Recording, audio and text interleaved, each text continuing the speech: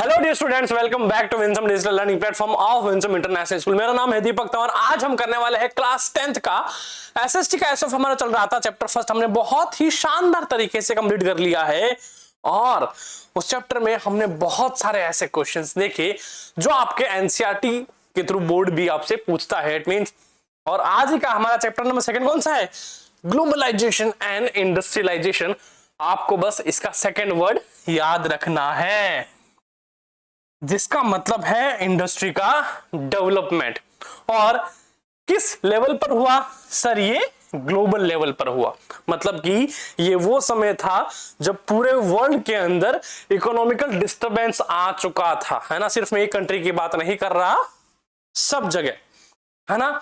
और हम ये भी बात करेंगे कि इस इकोनॉमिकल डिस्टरबेंस की एक्चुअल एक्यूट जो स्टार्टिंग है वो कब हुई थी और कहां से हुई थी, और फिर उस जगह से पूरे वर्ल्ड में ये फैल गया। सो ऑब्वियसली यहां पे कुछ इंपॉर्टेंट क्वेश्चन होने वाले हैं जो आपके बोर्ड में आपके काम आने वाले हैं। सो लेट्स सी हमारा फर्स्ट क्वेश्चन क्या कहता है। ये क्वेश्चन कहता है which of these countries come under allies power during world war first.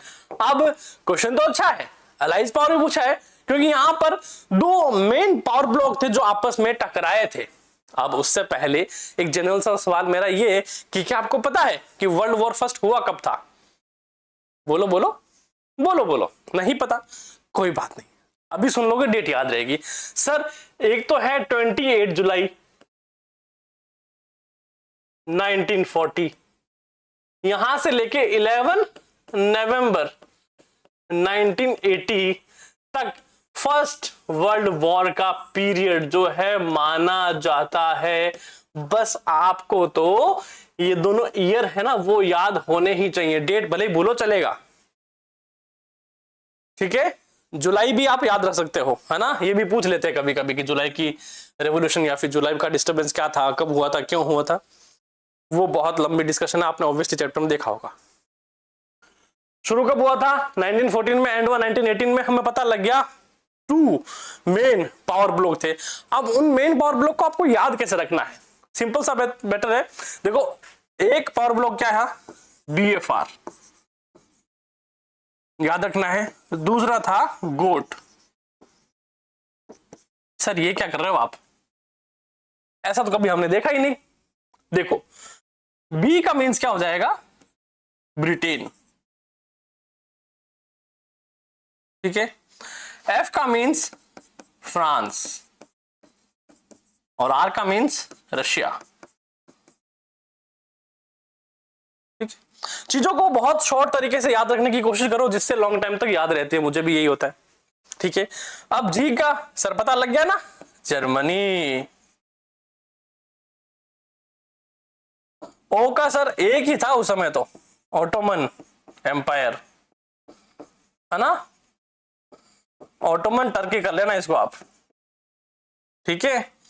और ए का ऑस्ट्रिया हंगरी, है ना। ऑस्ट्रो हंगेरियन एम्पायर है ना, वैसे ऑस्ट्रियन हंगरी याद रहेगा आपको, है ना। तो ये दो मेन अलाइज थे, ये दो मेन पावर ब्लॉक थे जो आपस में भिड़ गए थे एक दूसरे से। और हमें बताना है कि यहां पे कौन से अलाइज पावर सेट होते हैं हमारे अकॉर्डिंग। देखो जर्मनी जापान, क्या हमने यहां जापान को देखा है? नहीं सर, तो यहां जापान नहीं आएगा। इट मींस ये ऑप्शन क्या हो गया हमारा? गलत हो गया। फिर सर जापान है, बुल्गारिया है, ये हमें दोनों यहां देखने को नहीं मिलते, हटाओ। फिर है ब्रिटेन एंड फ्रांस। देखो बीएफआर में हमने देखा है क्या है सर? ब्रिटेन भी है और फ्रांस भी है। इट मींस हमारा ऑप्शन क्या हो जाएगा? सी बिल्कुल करेक्ट हो जाएगा। डी की बात करें Germany Britain, sir Germany Britain दोनों है, बट ये दोनों क्या है? अपोजिट है। क्या है? दोनों एक दूसरे के अपोजिट है। तो ये हमारा आंसर तो नहीं होगा, बट हाँ ये पता लग जाएगा भाई ये अपोजिशन पावर से एक दूसरे के। क्लियर? पता लगा ना कैसे याद रखना है? बिल्कुल ऐसे याद रखना है। हमारा क्वेश्चन नंबर फर्स्ट का क्या हो जाएगा बच्चों? सी हो जाएगा। क्लियर? चलो अगला क्वेश्चन देखो। क्वेश्चन नंबर 2 क्या कह रहा है?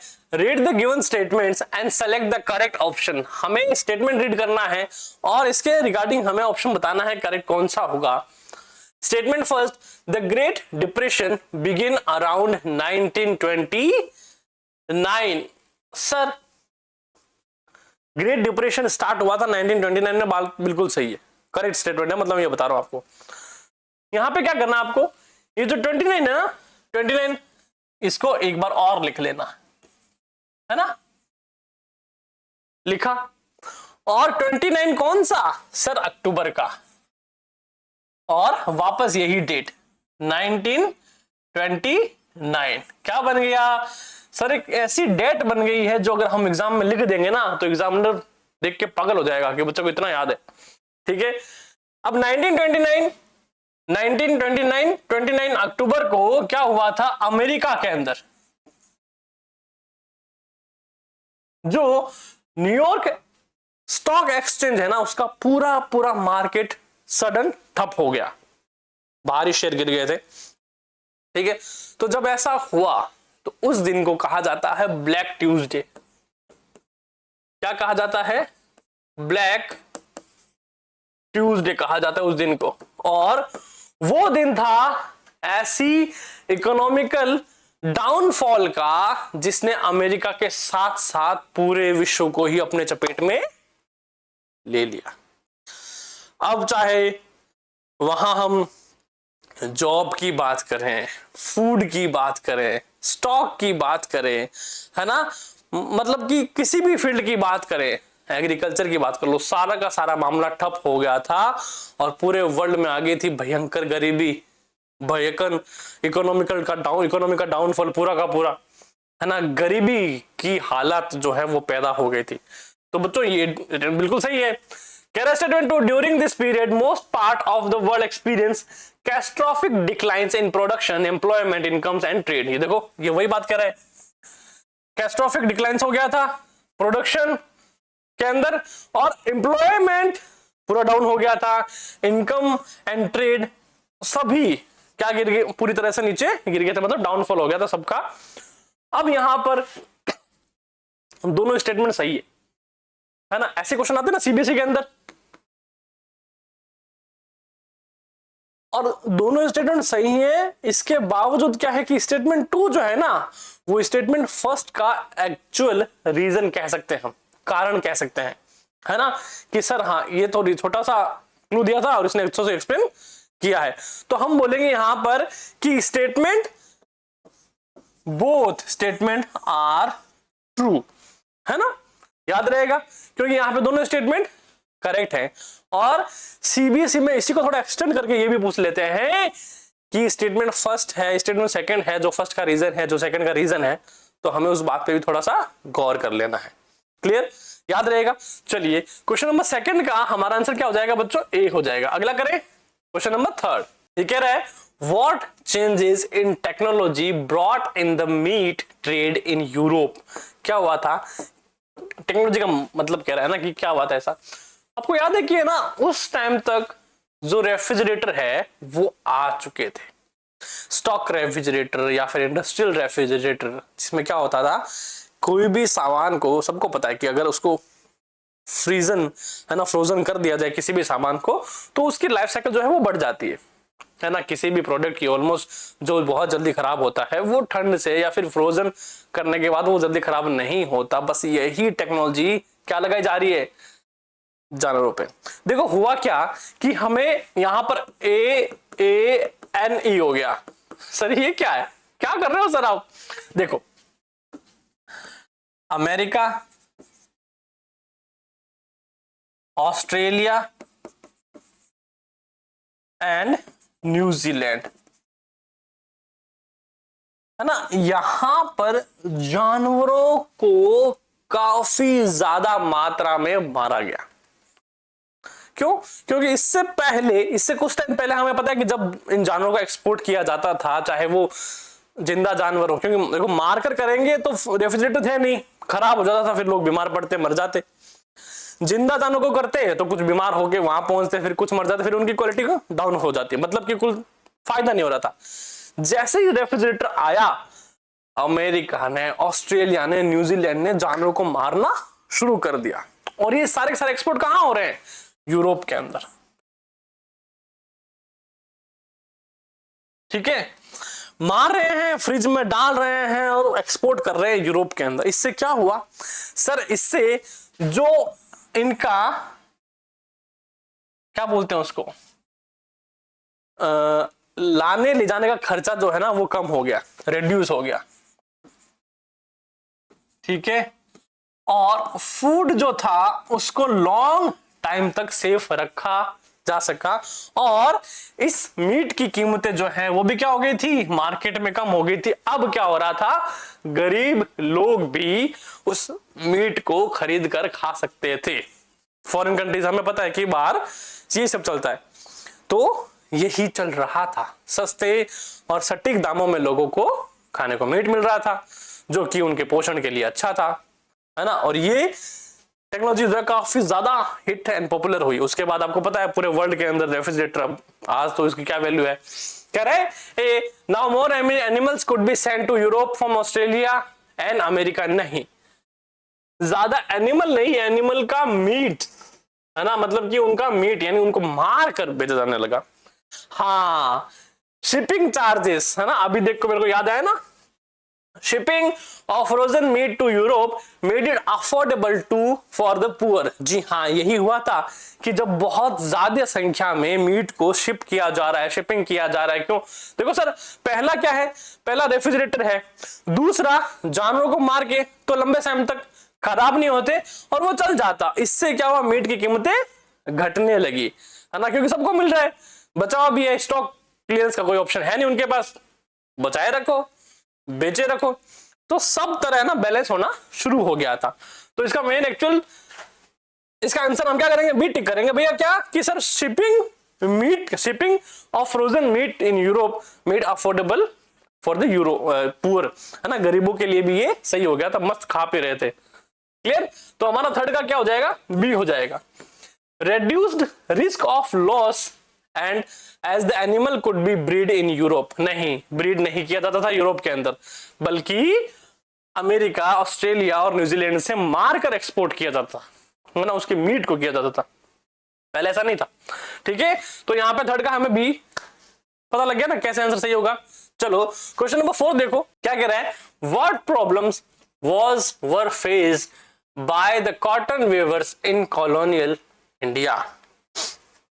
देखो, भारत में ब्रिटिशर्स आए थे ना, उससे पहले, देखो ये मैंने बात चैप्टर में बताई ऑब्वियसली, है ना, भारत में जब ब्रिटिशर्स आए थे ना, उससे पहले इंडिया का कॉटन ट्रेड जो था वो काफी पॉपुलर था वर्ल्ड वाइड और अच्छा चल रहा था, मतलब।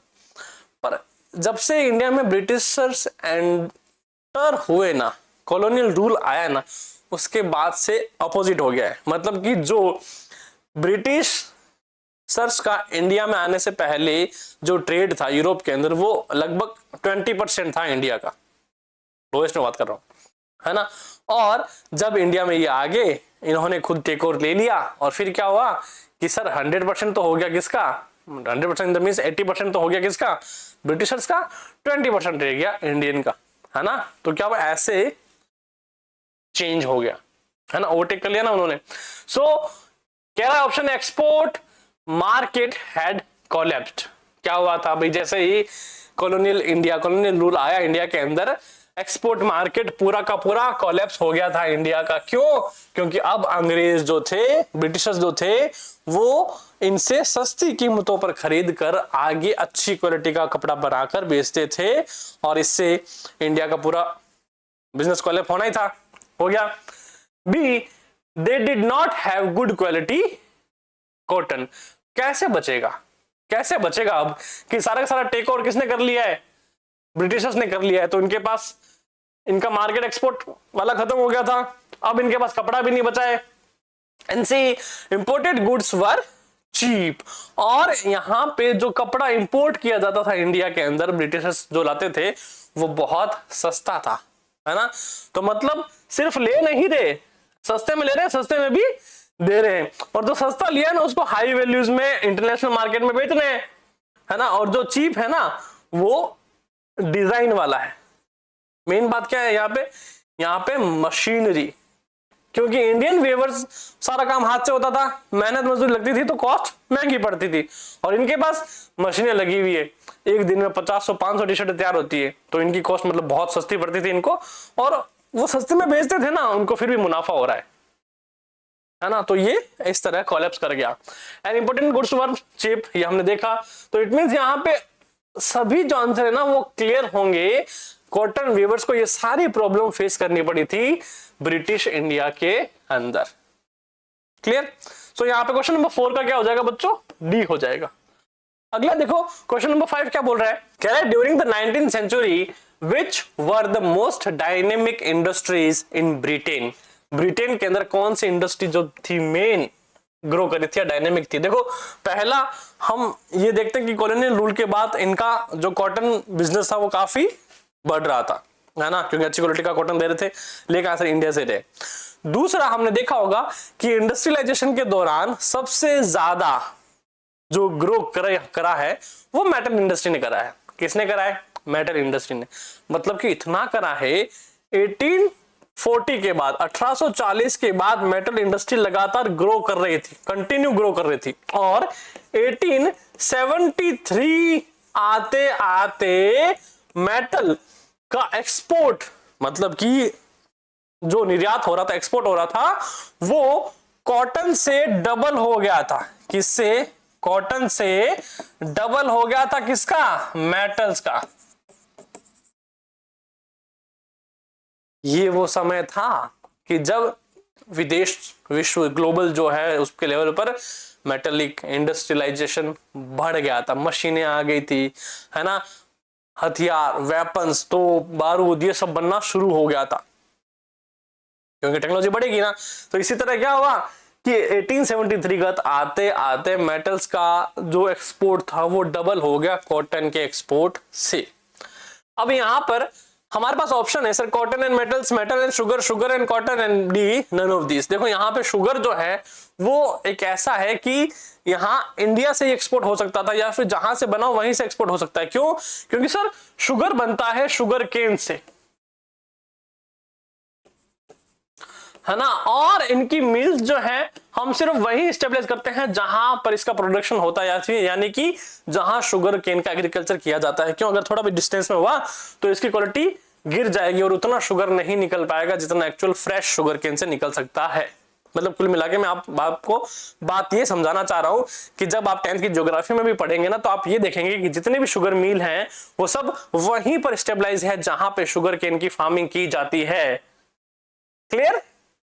तो इस बिना पर इसकी शुगर की कुछ लिमिटेशंस है अपने आप में, बट कॉटन और मेटल की लिमिटेशंस यहां पे नहीं रहती है। और मेटल की बात करें तो इट्स कोई लिमिट नहीं है ना। और जब से इंटरनेशनल रेलवे लाइन का डेवलप हुआ उसके बाद तो इसके व्यापार में जो तेजी पकड़ी है, बाय गॉड। ठीक है, तो हमें याद रखना है कि यहाँ पे option A cotton and metals का जो इंडस्ट्री थी वो बहुत ज्यादा ग्रो कर रही थी। 1840 से ये बढ़ गया था, 73 का आते मेटल्स का डबल हो गया। तो क्वेश्चन नंबर 6 देखो क्या कह रहा है ये क्वेश्चन कह रहा है what was the term staplers meaning. Sir एक तो स्टेपलर होता है जो हम पेपर लेते हैं स्टेपल कर देते हैं, है ना।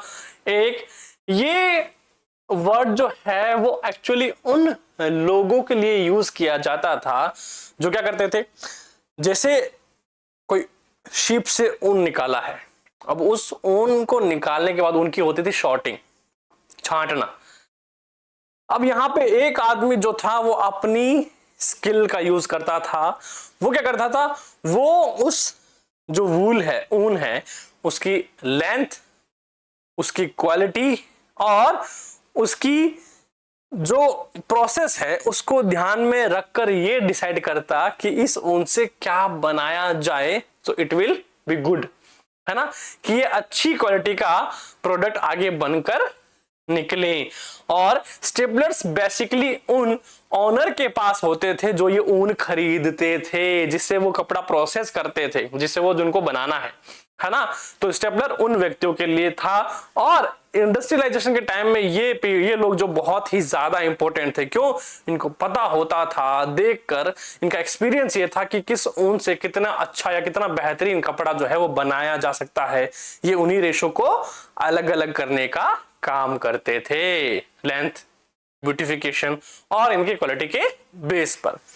क्लियर? तो इस तरह से हमें याद हो गया। क्या कह रहा है? गैदर्स क्लॉथ बाय प्लीटिंग, नहीं sir. Spinning of the threads, नहीं sir. Sorts wool according to its fibre, जी हाँ, ऑप्शन सी हमारा क्या हो जाएगा? बिल्कुल करेक्ट हो जाएगा। पर क्यों हो जाएगा वो आपको मैंने अभी अभी बताया, है ना। तो उस जमाने में जब रोबोटिक्स नहीं थी तो ये इनका हुनर बहुत काम आता था, आज भी आता है। आज भी बहुत सारे लोग जो है वो ऐसे ही अपनी स्किल का यूज कर कर अपने आप को अपग्रेड कर रहे हैं। क्लियर? तो चलो क्वेश्चन नंबर 7 हमें क्या कहता है? क्या कह रहा है 7 number? In the aftermath of Christopher Columbus discovery of America, food like potatoes, soya, groundnut, मेज, tomatoes, chilies, sweet potatoes and so on came to dish and dash from America। देखो एक्सीडेंटली हुआ था ये। सर क्या? Columbus भाई साहब जो थे वो शुरू से ही किसकी खोज में निकले थे? इंडिया की खोज में निकले थे सर, है ना। स्पेन के राजा और रानी ने उनकी ट्रिप को स्पॉन्सर किया था। उनका ये मानना था कि भैया अब मैं तो भारत जाऊंगा, पर जैसे उन्होंने अटलांटिका महासागर क्रॉस किया, कब की बात है? ये बात है 1492 की, है ना। भाई साहब ने क्रॉस किया, पहुंच कहां गए? अमेरिका। जाना कहां था? इंडिया। इंडिया तो पहुंचे नहीं, पर अमेरिका पहुंच गए, है ना। पर अमेरिका पहुंच गए तो चलो भाई, खोज तो खोज है, हो गई सो हो गई, है ना। उस जगह को उन्होंने अमेरिका नाम दिया और वही के सारे फूड थे जो कि है पोटैटो, सोया, ग्राउंडनट, मेज, tomato, chilli, sweet potato and other things. कहां से कहां? सर एशिया और यूरोप में। फ्रॉम अमेरिका, अमेरिका से कहां कहां गए? एशिया और यूरोप में गए। और वो हमेशा से भारत की खोज का उनका सपना था, इसीलिए वो इंडिया को इंडीज बोल देते हैं ना, द्वीपों का Indies, the island, the group island of Indies कह के इनको बुलाते थे, है ना। किसको? इंडिया को। समझ में आई ना। एक्सीडेंटल खोज थी, बट हाँ ये भी क्या हो गई? फेमस हो गई। तो ये बात इसी चीज का प्रूफ है कि कभी कभी हम जो चाहते हैं वो नहीं होता, बट होता वो है जो अच्छा है। क्लियर? तो यहां पे बस इतना ही कहना चाहता हूं कि यहां का आंसर क्या हो जाएगा आपका? Option C. क्या है? Asia and Europe. कहां से? सर अमेरिका से एशिया और यूरोप में ये सारे फूड जो है वो आए थे, है ना। चलो क्वेश्चन नंबर 8 देखो क्या कह रहा है। क्वेश्चन नंबर 8 कह रहा है when did the earliest factories come up in England? The earliest factories came up in England by 1730s। देखो इंग्लैंड में जो सबसे पहली फैक्ट्रीज थी वो 1730s के टाइम में इंट्रोड्यूस हुई थी, ठीक है, स्टेबलाइज होनी शुरू हुई थी। और सबसे पहले वो कॉटन मिल से शुरू हुआ ये सारा। किससे? कॉटन मिल से शुरू हुआ। उसके बाद आयरन इंडस्ट्री, ओर इंडस्ट्री, इन सभी के साथ ये फैलने लगा। बट देखो यहां पे पूछा हमने अर्ली इंडस्ट्री मतलब कि इंट्रोड्यूस इंग्लैंड में कब हुआ था? 1713 में हुआ था। बट इसका मल्टीप्लिकेशन जो है वो लेट 18th सेंचुरी में हुआ था।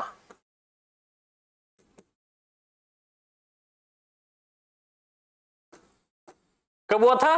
लेट 18th सेंचुरी में फैक्ट्रीज का मल्टीप्लिकेशन होने लगा, मतलब कि इनकी संख्या जो है वो लगातार बढ़ने लगी।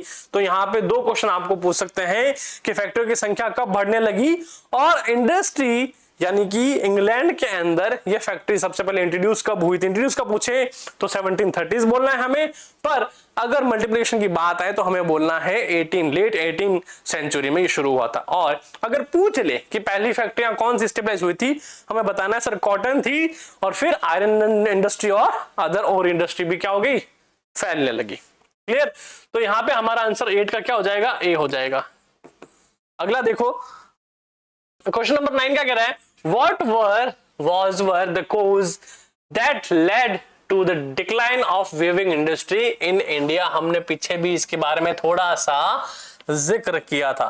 क्या कह रहा है कि इनमें से कौन कौन से रीजन हुए? Let's read. पहला बोल रहा है बाय द 1850s, हाँ 1850 के दशक के दौरान their export market collapsed and the local market shrank. क्या हुआ था? एक्सपोर्ट मार्केट उनका पूरी तरह से ठप हो गया था और लोकल मार्केट भी श्रिंक होने लग गया था। ठीक है, ये बात तो बिल्कुल करेक्ट है ना। फिर कह रहा है the cheap machine produced cloth from Manchester glutted the Indian market. Manchester से आया सस्ता कपड़े ने भारत के उद्योग को ठूस लिया। ठूस लिया इन द सेंस, इसका मतलब है कि पूरी तरह से खत्म कर दिया, है ना। यहाँ पे ग्लिटेड का मीनिंग क्या होता है? ठूस लेना, पेट भर के खा लेना, या फिर पेटू, है ना। कहते हैं ना भाई तूने मेरी सत्ता हड़प ली, तो यहां पर क्या हुआ? मैनचेस्टर के आए कपड़े ने भारत की सत्ता थी कॉटन पर, वो हड़प ली। ठीक है, ये बात भी बिल्कुल सही, ऐसा ही हुआ था। फिर कह रहा है America stop cotton export to Britain. हाँ, अमेरिका ने सिविल वॉर के चलते क्या कर दिया था? ब्रिटेन को कपड़ा एक्सपोर्ट करना बंद कर दिया था। और यहां पे दूसरा ऑप्शन क्या बचा? इंडिया। तो बस क्या हुआ? So cotton began to exported from India leading to a shortage of raw material in India, है ना। अब ब्रिटिशर्स क्या कर रहे हैं? यहीं से कपड़ा ले लेके दे रहे हैं, तो वहां पे पूर्ति हो रही है। बट यहाँ पे क्या? यहाँ पे जो रॉ मटेरियल है वो ही खत्म हो गया। तो रॉ मटेरियल खत्म हो गया तो भाई क्या ये प्रोड्यूस करेंगे, क्या एक्सपोर्ट करेंगे? तो कोलैप्स तो होना ही है ना। इट मींस यहाँ पे 9th का डी होगा, क्योंकि यहाँ पे सारे रीजन जो है वो बिल्कुल अकॉर्डिंग द थिंग सही है। क्लियर? चलो क्वेश्चन नंबर 10 देखते हैं। क्वेश्चन नंबर 10 क्या कह रहा है? Identify the people in the image given below. देखो आपकी एनसीईआरटी की बुक में दे रखा है ना, ये फोटोज दे रखी है और इनमें कुछ नंबर भी दिए गए हैं। हमसे पूछ रहा है कि क्या है ये। ऑप्शन ए कह रहा है people who lost their lives at gold field in South Africa. क्या साउथ अफ्रीका के गोल्ड फील्ड में जो मर गए उनकी लिस्ट है? लगता तो नहीं है, हट्टे कट्टे हैं सारे। Be people who participated in the first world war. First world war के अंदर जो लोग पार्टिसिपेट करें उनकी फोटोज है क्या? आज तक देखिए कभी ऐसा कुछ रिलीज हुआ है ना, और लग नहीं रहे मेरे को ऐसा। फिर कह रहा है indenture labour whose contract ended.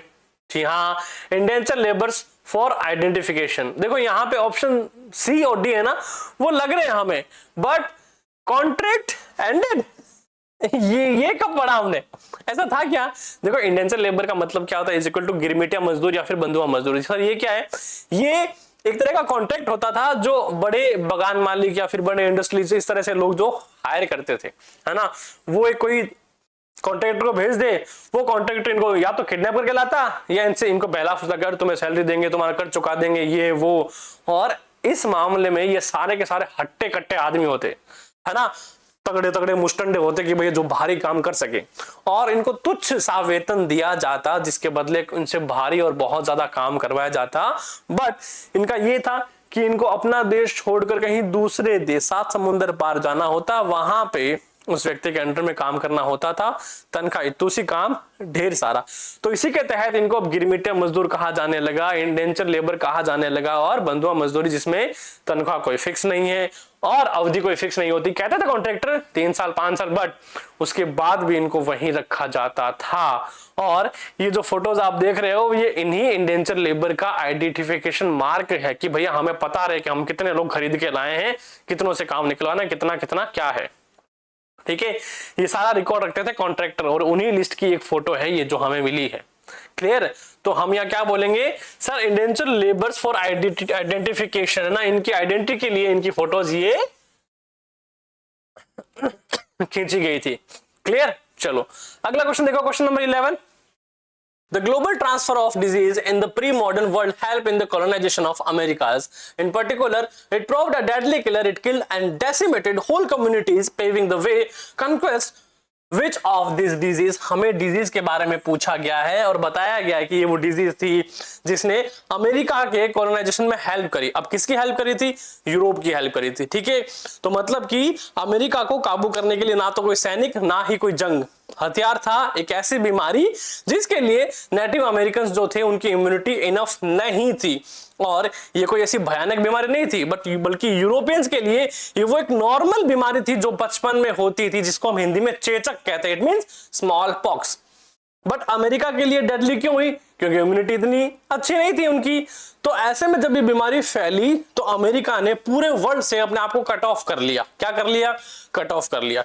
ठीक है, तो हमें इस बात को याद रखना कि बीमारी कौन सी थी? स्मॉल पॉक्स थी, जिसे हम चेचक कहते हैं। और बाद में आपको पता है कि काफी टाइम बाद इसका एंटीडोट भी बनकर सामने आ गया था। क्लियर? तो 11th का हमें बी टिक करना है।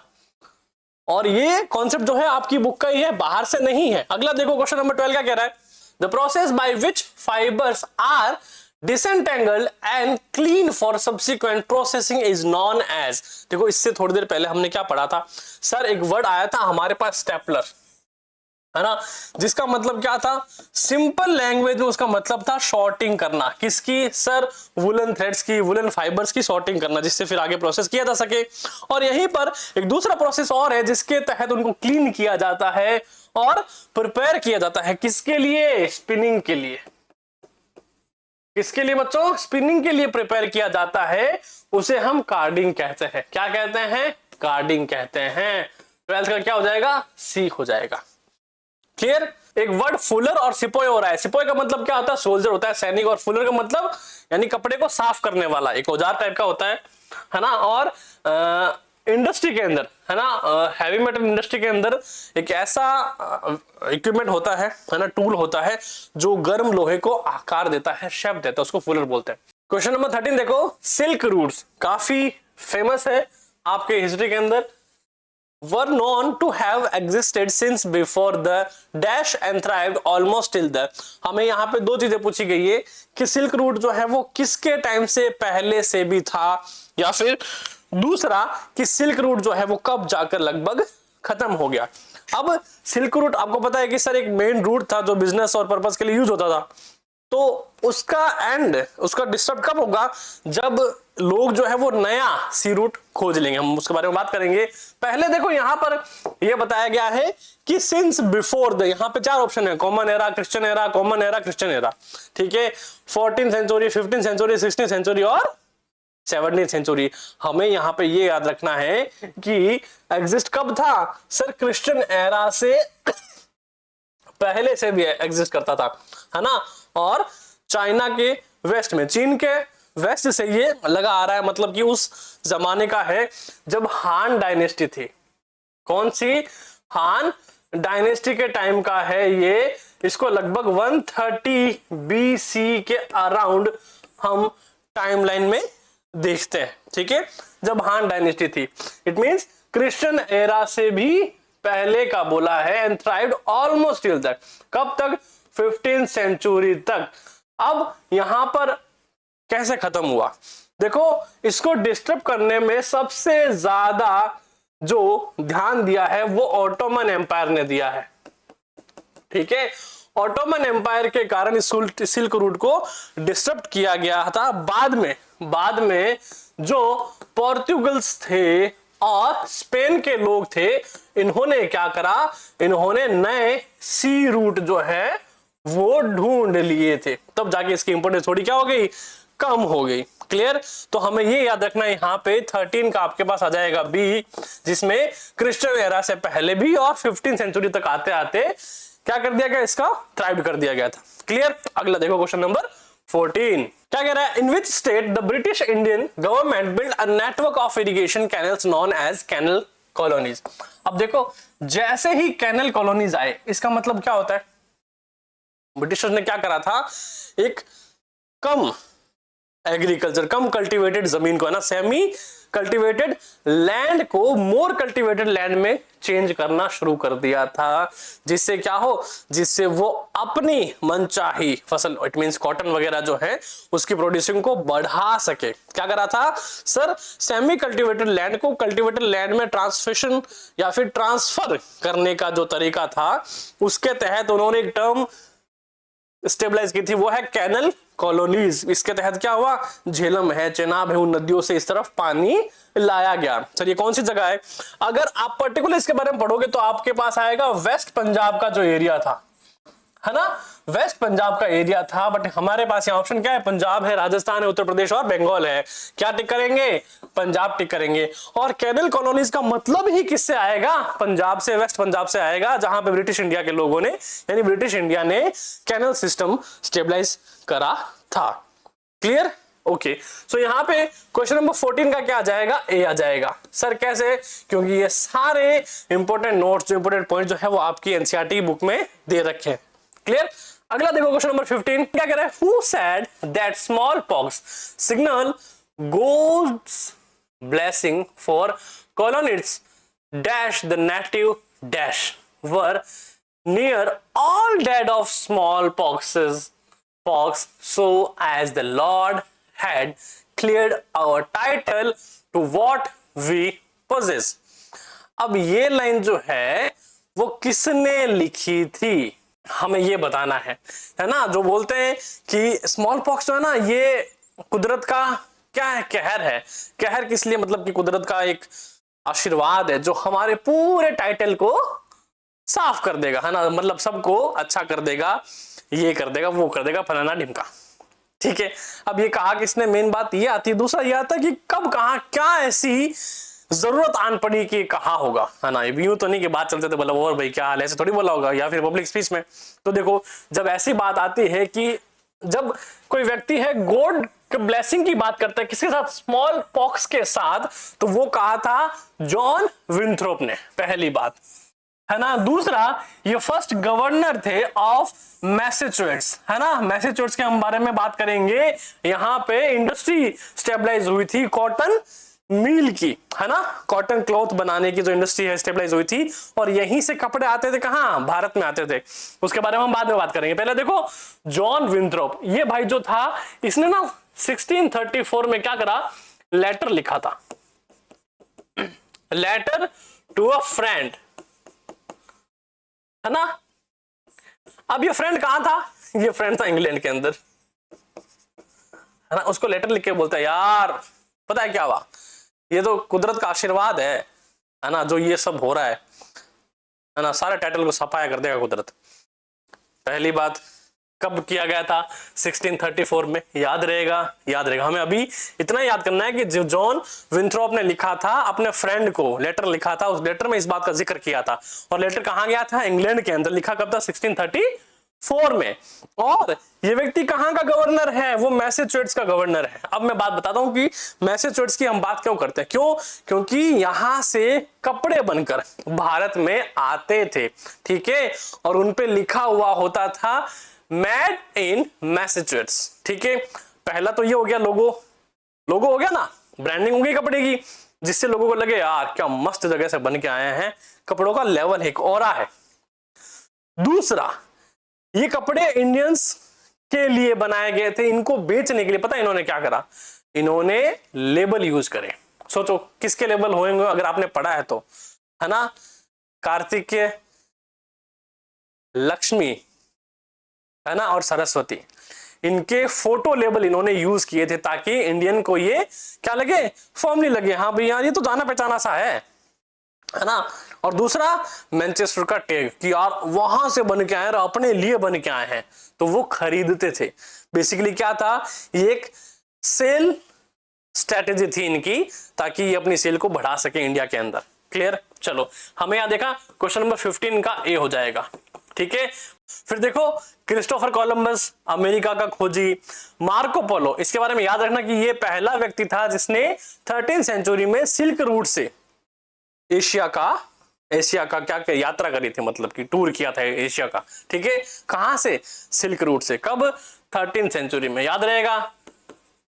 बस और क्या चाहिए, इतना बहुत है। अगला देखो, क्वेश्चन नंबर 16 क्या कह रहा है, which one of the following gods और goddess image was not used on imported cloth labels. ये क्लॉथ लेबल कौन से हैं सर, मैंने अभी थोड़ी देर पहले बात करी थी ना, मैनचेस्टर से आते थे कपड़े, कहां पर, इंडिया के अंदर। अब इनमें कौन से देव का, देवी का जो लेबल है वो यूज नहीं किया जाता था। सोचो, मैंने क्या बताया था सर, मैंने बताया था एक तो कार्तिकेय, सरस्वती और लक्ष्मी, है ना। 3 बताया था, कार्तिकेय, लक्ष्मी और सरस्वती। अब इसमें चौथा कौन सा है सर, देवी दुर्गा। तो देवी दुर्गा का लेबल ये यूज नहीं करते थे। क्यों नहीं करते थे, देवी दुर्गा सर, देवी जो है वो असुरों का नाश करने के लिए जानी जाती है ना, इट्स अ वॉरियर। तो वो उनका यूज मतलब इसी फेवर में नहीं करते थे। बट हाँ, जो गॉड हैप्पी दिखते थे, खुशमिजाज दिखते थे, ब्लेसिंग वाले दिखते थे, जैसे कार्तिकेय हैं, हसमुख है, सरस्वती ज्ञान की देवी हैं, और लक्ष्मी जी धन की देवी है। है ना। तो ऐसे करके उनका वो यूज करते थे ताकि फर्मली लगे, हाँ यार ये तो जाना पहचाना सा है और हमारे लिए कपड़े बन के आए। तो यहाँ 16 का क्या हो जाएगा, डी हो जाएगा। इस तरह के क्वेश्चन भी आपको सीबीएसई बोर्ड में देखने को मिलते हैं। और ओलंपियाड अगर जिसने ये पढ़ी ली है ना, उसके तो एसएसटी में बल्ले बल्ले हो जाएगी, ऐसा समझो। क्यों? क्योंकि सर बहुत सारे एमसीक्यूज जो बोर्ड में आते हैं बुक में, या फिर कई बार हम नहीं पढ़ते, पर यहां पे आपको अच्छे लेवल के एमसीक्यूज मिलेंगे। अगला देखो क्वेश्चन नंबर 17 क्या कह रहा है, which among the following industrialist begin selling cloth in India with label on the cloth bundle, है ना। अब कौन सी इंडस्ट्री ने सेल करना शुरू किया था सर, अभी अभी हमने बात करी थी, एक इंडस्ट्री थी, है ना, जिसने शुरू किया था। ऑप्शन देखो क्या कह रहा है, Manchester industrialist, Yorkshire industrialist, Lancashire, Glasgow. ठीक है, देखो हमें पता है कि सर मैनचेस्टर एक ही था, है ना, जो सेल करता था, है ना। और ये टाइम कब का है, मिड 19th सेंचुरी का है ना। और ये टैग क्यों यूज किए जाते थे, एक तो फैमिली लगे, दूसरा क्वालिटी प्रोडक्ट लगे। क्यों? मेड इन मैनचेस्टर, है ना। मैनचेस्टर का लोगो है, मेड इन मैनचेस्टर लिखा है, मैसेचुसेट्स, है ना, इंडस्ट्री का लोगो लगा हुआ है, तो मतलब कि क्वालिटी का सिंबल हो गया। दूसरा जो भगवान की फोटो का लेबल लगा है वो फॉर्मली, मतलब कि नॉन टू थिंग्स का हो गया, भाई हाँ हमें तो ये पता है, ऐसे करके। तो क्वेश्चन नंबर 17 का क्या हो जाएगा, ए हो जाएगा। अगला देखो क्वेश्चन नंबर 18 का कह रहा है, कह रहा है most developing country organized themselves as a group of 7 to demand a NIEO by which they mean a system that would give them real control over their natural resources। क्या है, पहला देखो कि give them real control over there natural resources. ठीक है, इसको छोटा कर देता हूं थोड़ा। फिर क्या बोल रहा है, fairer prices for raw materials and better access for their manufactured goods in the market of the developed countries। What does NIEO stand? अब देखो यहां पे तुमसे दो सवाल पूछे जा सकते हैं मेरे प्यारे बच्चों। पहला कि सर ये NIEO था, ये एस्टेब्लिश क्यों किया गया था सर, ताकि उनका, है ना, क्या हो, पहला जो डेवलपिंग कंट्री है उनका अपने नेचुरल रिसोर्सेज पर क्या हो, पूरा कंट्रोल हो, प्राइसेस अच्छे मिले रॉ मटेरियल के, दूसरा बेटर एक्सेस हो किसका, मैन्युफैक्चर करने का, गुड्स का, है ना, डेवलप कंट्री के लिए जो भी था। ठीक है, ये था NIEO का मकसद। अब ये हमसे पूछ रहे कि NIEO जो है उसकी फुल फॉर्म क्या है। अब देखो इसमें पूरा का पूरा क्या है सर, इकोनॉमिक की बात कर रहे हैं, है ना, इकोनॉमिकल बात है। ऑप्शन देखो, न्यू इन्वेंशन इकोनॉमिक ऑर्डर, चलो पहले यहां पे इकोनॉमिक आ गया।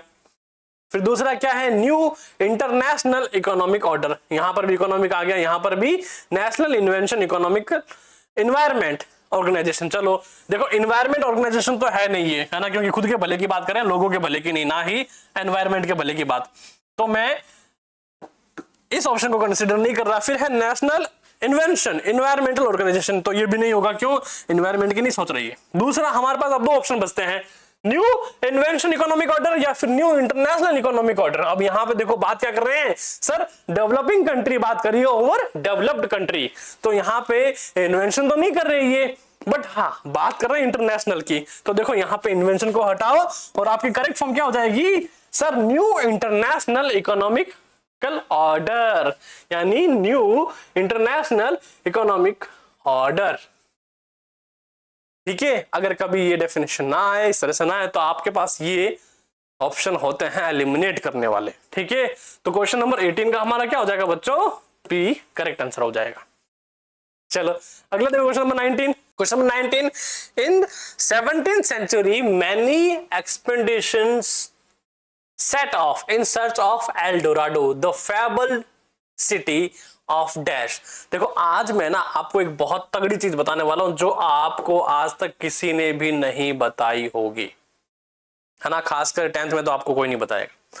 देखो पहली बात क्या है सर, आप जब एल डोराडो का मतलब देखते हो तो आज तक आपने एक ऐसी मूवी देखी होगी जिसमें एल्डोराडो का मतलब काफी अच्छे से बताया गया है।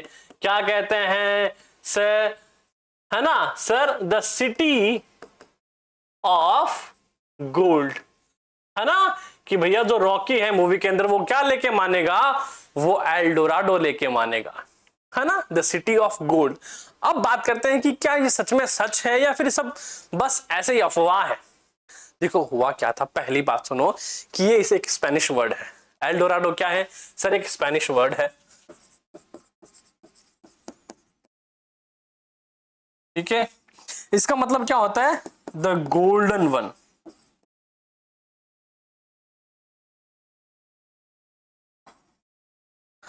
अब एक्चुअल में इसके पीछे कहानी क्या है, एक ट्राइब है देखो, है ना, एक कोलंबिया का एक ट्राइब है ना, ट्राइब है जिसका नाम है मुस्का, है ना। मुस्का ट्राइब में एक ऐसा रिचुअल होता है मेरे प्यारे बच्चों, जिसमें इस ट्राइब का जो चीफ होता है ना, जो चीफ होता है ना, इस रिचुअल के तहत अपने आप को गोल्ड डस्ट से कवर कर लेता है।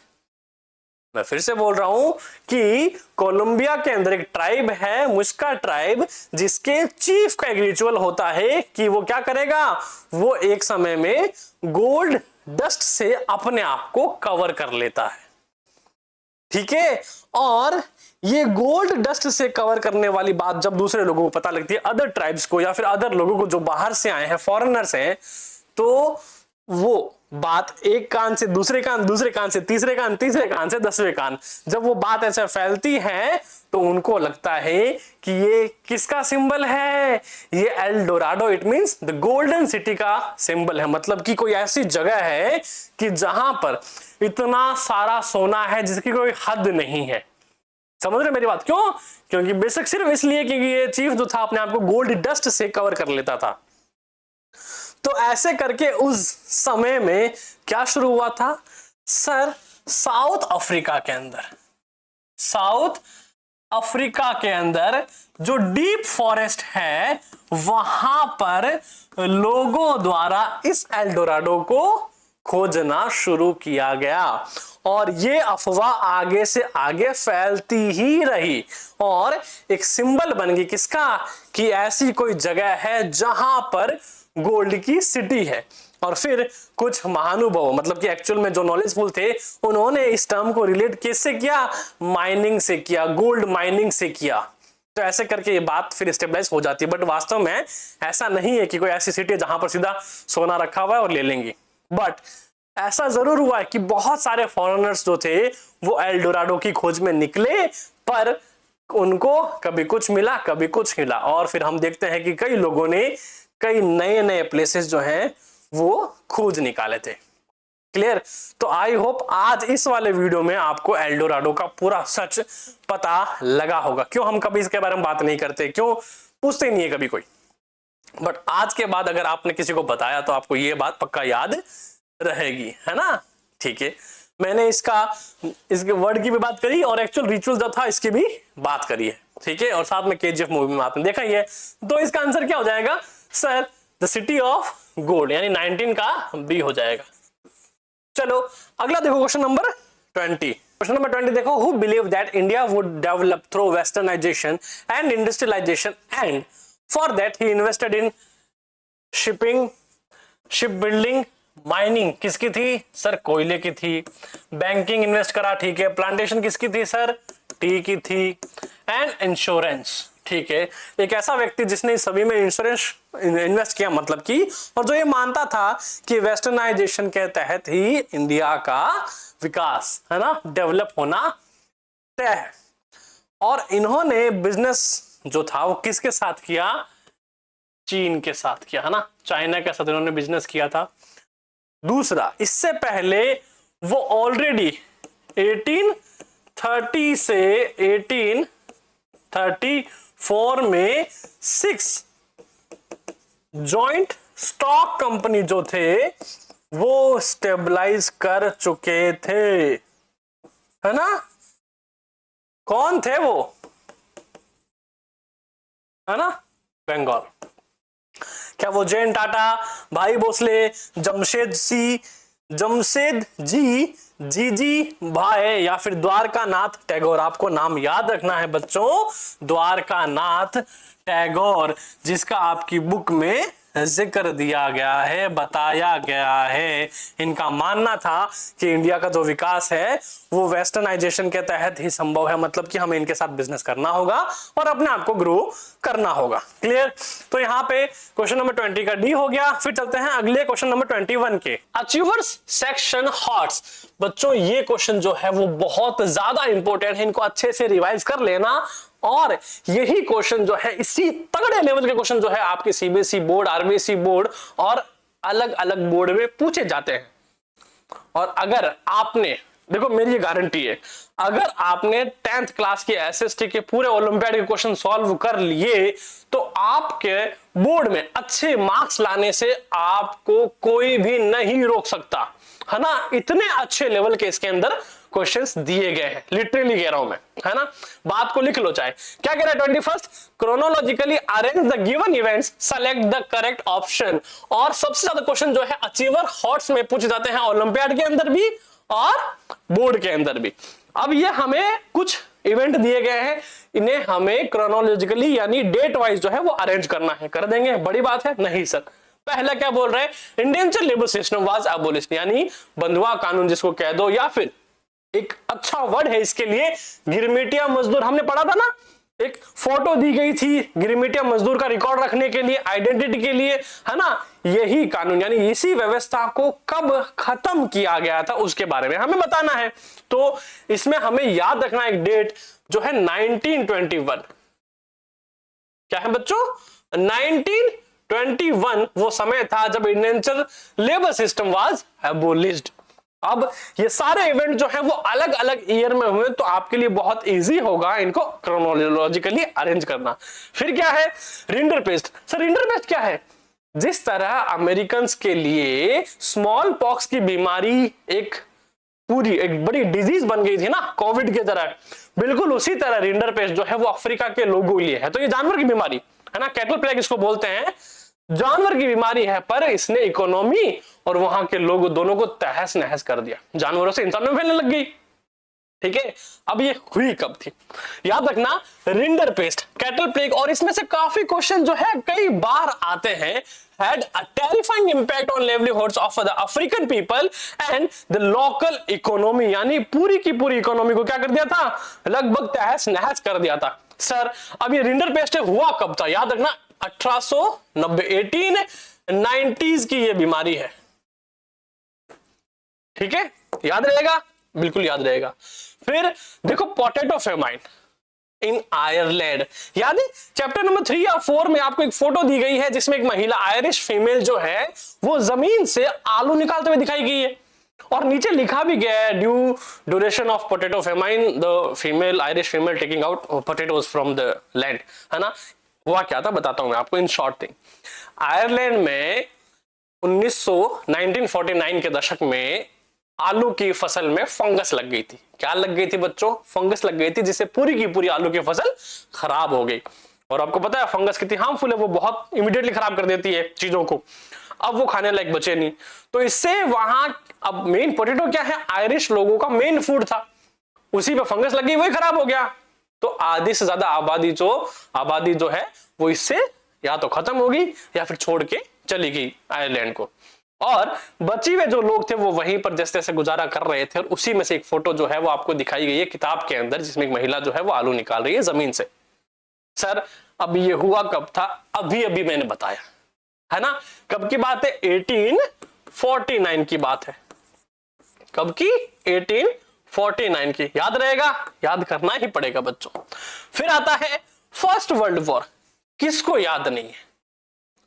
हर बच्चे को फर्स्ट वर्ल्ड वॉर जो है वो टाइम याद होना ही चाहिए। क्यों? कई सारे क्वेश्चन आते हैं जो इनके रेफरेंस में या फिर इसके रेफरेंस के साथ पूछ लिए जाते हैं, और वो सोल्व तब होते हैं जब हमें फर्स्ट वर्ल्ड वॉर की डेट जो है वो याद हो, है ना।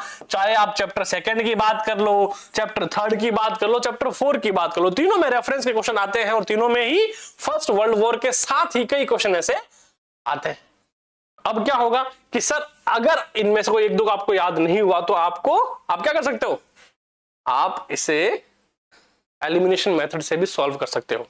ठीक है, तो पहले देखो 1921 लिखा हमने, चलो सीधा देखते हैं ना। सबसे पहले क्या आया था 1849 है ना, थर्ड पहले आएगा। ठीक है, उसके बाद क्या आएगा 1949 के बाद 1890, यानी कि सेकंड आएगा। सेकंड के बाद ये है 1940 से लेके 80, थर्ड पर ये आएगा। और फिर 1921 और फर्स्ट पर ये आएगा। Third second fourth, third second fourth इसमें है क्या, नहीं। थर्ड सेकंड फोर्थ फर्स्ट ये वाला बी ऑप्शन देखो आपके बिल्कुल रेफरेंस में जा रहा है, बाकी ऑप्शन एक्सप्रेशन नहीं जा रही, यानी कि हमारा 21st का बी हो गया है ना। ये एक गहरी साजिश है बच्चों ओलंपियाड की, कि आपसे कई सारे क्वेश्चन आपको ना एक साथ पूछ लिए जाते हैं, तो इसलिए प्रिपरेशन ऐसी हो कि कोई भी हमें मात नहीं दे सके। क्लियर। अगला देखो question number 22, match the column and select the correct option. हमें फिर से करेक्ट ऑप्शन सेलेक्ट करना है और इसी में 4 क्वेश्चन आपसे फिर पूछ लिए गए। पहला क्या कह रहा है, ईजी पॉल, सूरत पोर्ट, जेम्स हरग्रीव्स, ओहो जेम्स हरग्रीव्स, फिर है रिचर्ड आर्कराइट। अच्छा याद आया कुछ, है ना। किसी ने स्पिनिंग जेनी बनाई है, किसी ने कॉटन मिल का आविष्कार किया है। चलो सबसे पहले देखते हैं, देखो सूरत पोर्ट। सूरत पोर्ट सर इसका क्या मतलब है, इसका मतलब है गल्फ कंट्रीज से। देखो कॉलोनियल एरा से पहले की बात है, क्या होता था कि डायरेक्ट सूरत से रेड सी के थ्रू होता था बिजनेस, यानी कि ट्रेड, है ना। और कॉलोनियल एरा के बाद इन्होंने रूट अलग कर दिया था, है ना। तो ये सूरत पोर्ट जो है वो गल्फ कंट्रीज से बाय रेड सी से जुड़ा हुआ था ट्रेड के लिए, यानी बी का क्या हो जाएगा बच्चों, फर्स्ट हो जाएगा। ठीक है, और हमारा dawn of the century, dawn of the century बच्चों एक म्यूजिक एल्बम है। क्या है, एक म्यूजिक एल्बम नहीं म्यूजिक बुक है, सॉरी, है ना, म्यूजिक बुक है, वो भी 90s की। अब ये है किसकी बच्चों, ये है ईटी पॉल की। किसकी है, ईटी पॉल की dawn of the century music book है, यानी कि ए का हमारा क्या हो जाएगा, थर्ड हो जाएगा। क्लियर, ओके, है ना। इसको नोट कर लेना, मैं अभी के लिए इरेज कर रहा हूं। फिर क्या है, फिर हमारे पास है रिचर्ड आर्कराइट। रिचर्ड आर्कराइट को श्रेय जाता है कॉटन मिल का, और कॉटन मिल क्या करती है बच्चों, कॉटन बनाती है ना, क्रिएट कॉटन, कॉटन क्लोथ्स की बात करें हम, है ना, उनको जोड़ती है, मतलब रेशो को जोड़ती है। ठीक है, तो हमारा डी का क्या हो जाएगा, सेकंड हो जाएगा, डी का सेकंड। और फिर आखिरी में बचता है जेम्स भाई साहब। जेम्स भाई साहब को श्रेय जाता है स्पिनिंग जेनी का, यह 1764 की बात है ना। किसका श्रेय जाता है, स्पिनिंग जेनी का, यानी सी का हमारा क्या हो जाएगा, 4 हो जाएगा। ठीक है, चलो, तो ए का हमने देखा था, ए का थर्ड, ए का थर्ड, ये रहा ए का थर्ड। फिर बी का फर्स्ट, बी का फर्स्ट एक यहां है और एक यहां है। ठीक है, ए का थर्ड, चलो ये तो ये कैंसिल हो जाएगा, क्यों, क्योंकि इसमें ए का दे रखा है अपने सेकंड। चलो फिर इसको हटाओ, बी का सेकंड और बी का ऑप्शन है नहीं सेकंड, बात ही खत्म। देखो डायरेक्ट क्या हो गया, डी आपका आंसर हो गया। ठीक है, क्या है, ए का थर्ड, ए का थर्ड, बी का फर्स्ट, बी का फर्स्ट, डी का फोर्थ, डी का फोर्थ, सॉरी सी का 4 और डी का सेकंड। बहुत बढ़िया, है ना। तो 22 क्वेश्चन नंबर का आपका क्या हो जाएगा बच्चों, डी करेक्ट आंसर हो जाएगा। Clear. Next question number 23, fill in the blanks by selecting the correct option. ओहो, चलो ये बोला इन 1854 1854 की बात है, the first cotton mill in dash was set up and went into production 2 years later। ये आपका पूरा का पूरा एक क्वेश्चन बनता है और उसका आंसर बनता है कि भारत की पहली 1854 की कॉटन की मिल, जिसके बनने के 2 साल बाद क्या हुआ, प्रोडक्शन स्टार्ट हुआ, तो वो कौन सी मिल है आपको बताना है। सर वो बॉम्बे मिल है। कौन सी मिल है बच्चों, बॉम्बे मिल है। Then by 1862 4 more mills were set up and around the same time dash mills came up in Bengal 1862 में। देखो कॉटन मिल के बाद 1862 तक कौन सी मिलें स्टेबलाइज हो गई थी? जूट की मिलें। कौन सी है बच्चों? Jute mills. तो यहां पे आपको जूट लिखना है ना। कहां स्टेबलाइज होनी शुरू हो गई थी? बंगाल में। The first being setup in 1855 and another one after 7 years in 1862। चलो ये भी बता दिया। इन नॉर्थ इंडिया, अब चलते हैं नॉर्थ इंडिया की तरफ। The dash mill was started in dash in 1860s। अब देखो ये बात कर रहा है कहां की? नॉर्थ इंडिया की, है ना। नॉर्थ इंडिया में 1860 का दशक, है ना। मैं आपको बताता हूं, देखो नॉर्थ इंडिया के अंदर बात करते हैं 1864 का वो टाइम था, ठीक है। और एक शहर है कानपुर, है ना। कानपुर में ये मिल स्टेबलाइज हुई थी, है ना। और एल्गिन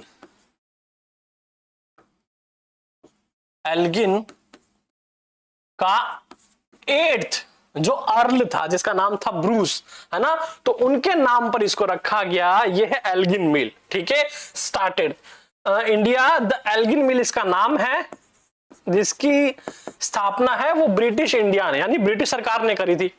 एंड इसने क्या करा? इसी एल्गिन मिल की वजह से भारत को द मैनचेस्टर ऑफ ईस्ट का खिताब मिला, या फिर कहा जाता है, क्या कहा जाता है इसी की वजह से?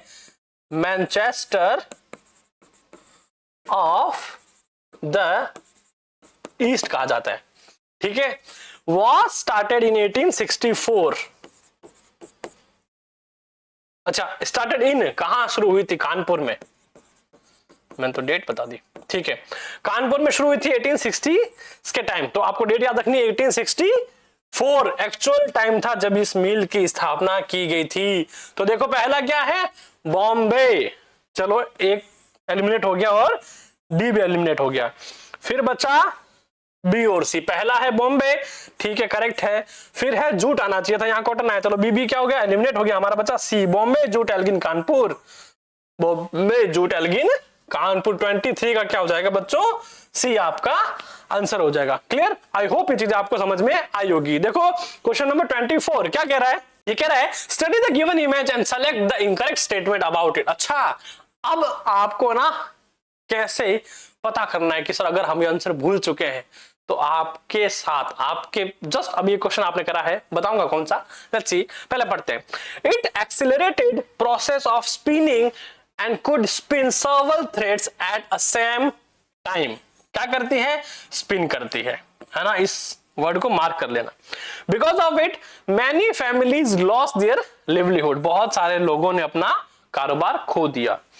It was invented by J.L. Babbage and due to that women began to attack new machines। है ना, इसी वजह से क्या होगा? महिलाओं ने ना, भारत की महिलाओं ने अटैक करना शुरू कर दिया था। ये क्या है? ये है स्पिनिंग जेनी, ठीक है।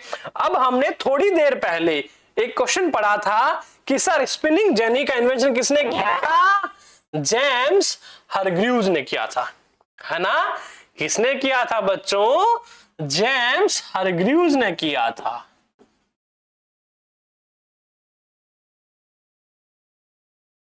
ठीक है, और वो किया था 1764 में। याद रखना है। बस हमने क्या कर लिया? हमने इनकरेक्ट स्टेटमेंट जो है वो ढूंढ लिया। क्या होगा? ऑप्शन सी होगा हमारा। बाकी सारे स्टेटमेंट क्या है? बिल्कुल सही है। क्लियर?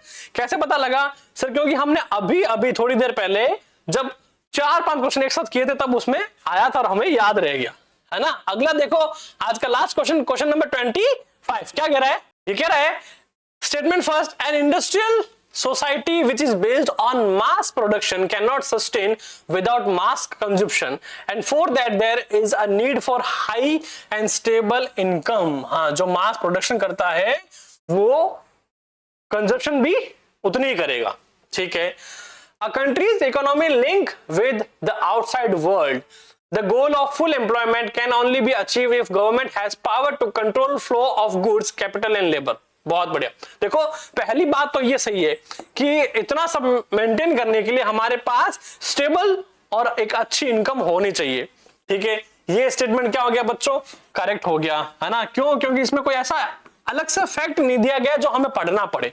सिंपल सी बात है, इकोनॉमी के अंदर आती है, और इकोनॉमी क्या कहती है भाई, अगर आपको मास प्रोडक्शन करना है तो आपको एक अमाउंट जो है वो मेंटेन करना पड़ेगा, है ना, अच्छा पैसा लगाना पड़ेगा अगर मास प्रोडक्शन करना है तो।